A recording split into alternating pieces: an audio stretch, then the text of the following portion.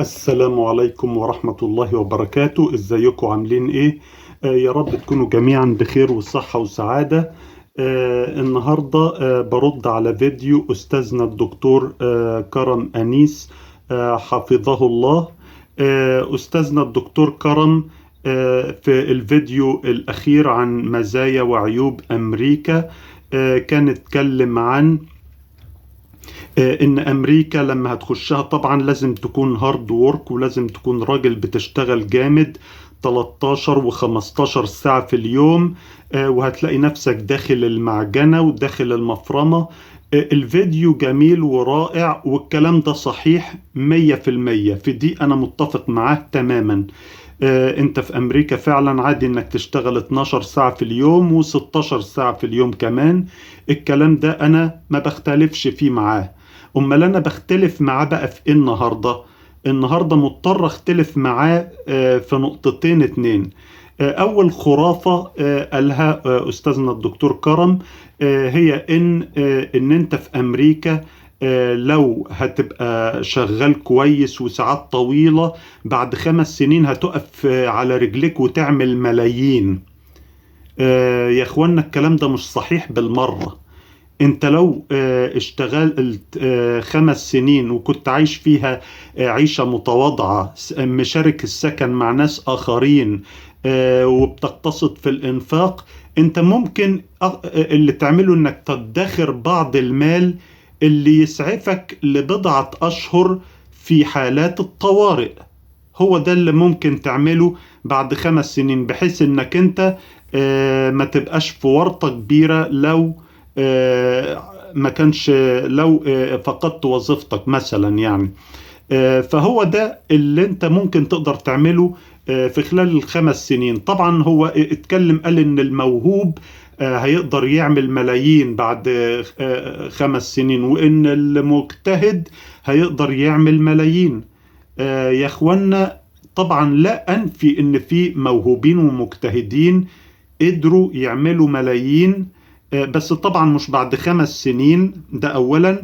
ثانيا دي فئة قليلة ومش سبب ان هم قدروا ان هم يعملوا الملايين دي هو بالضرورة اجتهادهم او نبوغهم. في ملايين الأذكياء والنابغين والنابهين واللي شغالين جامد في أمريكا فقراء ما بيعملوش ملايين. فيعني أيوة في نابغين، بس دي قلة قليلة يعني اللي منهم بيعمل ملايين.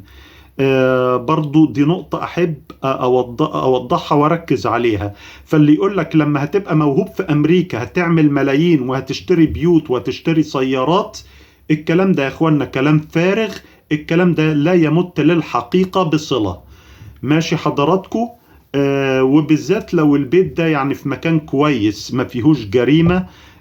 و يعني طبعا بعض البيوت قيمتها بتنخفض لما الجريمة في المكان بتعلى، بس ده مش موضوعنا. خلينا نتماشى مع ان البيوت اسعارها بتغلى، وان البيوت يعني طبعا لو مكان كويس هيبقى سعر البيت يخليك محتاج انك انت تحط قسط مبدئي عشان تشتريه، وطبعا مع اجراءات معقدة جدا لشراء البيت. طبعا فشراء البيوت وشراء السيارات حضراتكم انت مش هيبقى معاك فلوس تشتري بيوت ولا سيارات.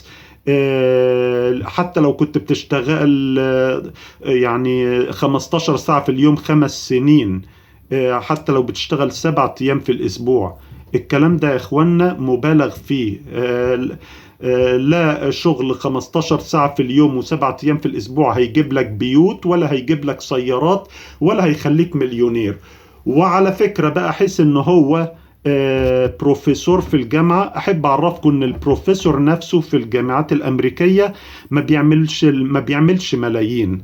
هو نفسه بيعمل في المحاضرة $165 أو $135 حسب الجامعة أو المعهد اللي شغال فيها. ما بين $135 للمحاضرة وانت طالع $300 المحاضرة. فطبعا في منهم بارت تايم بيعمل $40,000 السنة، ده قبل الضرائب والخصومات. ومنهم اللي بيعمل إلى 80، وانت طالع بقى للي بيشتغل دوام كامل وساعات طويلة، ده ممكن يعمل 80,000 دولار الساعة. يخش جيبهم منه حاجة و40,000، أو بالكتير 50,000 لو هو عنده عيال بيصرف عليهم. يعني البروفيسور في الجامعة بيعمل ما بين 40,000 إلى 80,000 دولار السنة. في منهم قلة قليلة بيعدوا 100,000 دولار السنة، اللي هم بيعملوا شغالين جامد بقى في أبحاث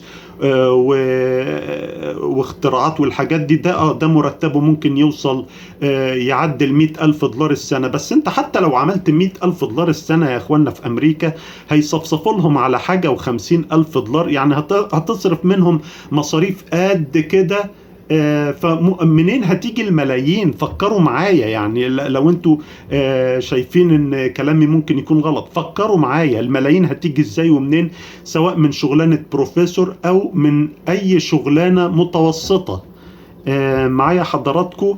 فحتة انك هتعمل ملايين بعد 5 سنين او هتعمل ملايين لو موهوب، ده كلام مبالغ فيه. ده اولا. تاني نقطة، انه استاذنا الدكتور كرم قال ان البنات لما هتعرف انك معاك فلوس هيجروا وراك لحد ما يوقعوك عشان ايه؟ تحمل منك، وبعد كده تاخد من على قفاك شايلد سبورت.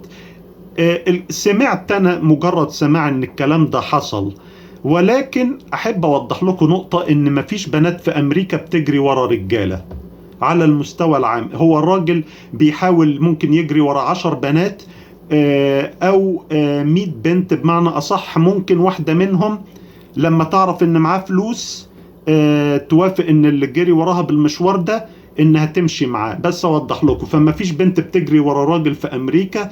الكلام ده يا اخوانا خرافة.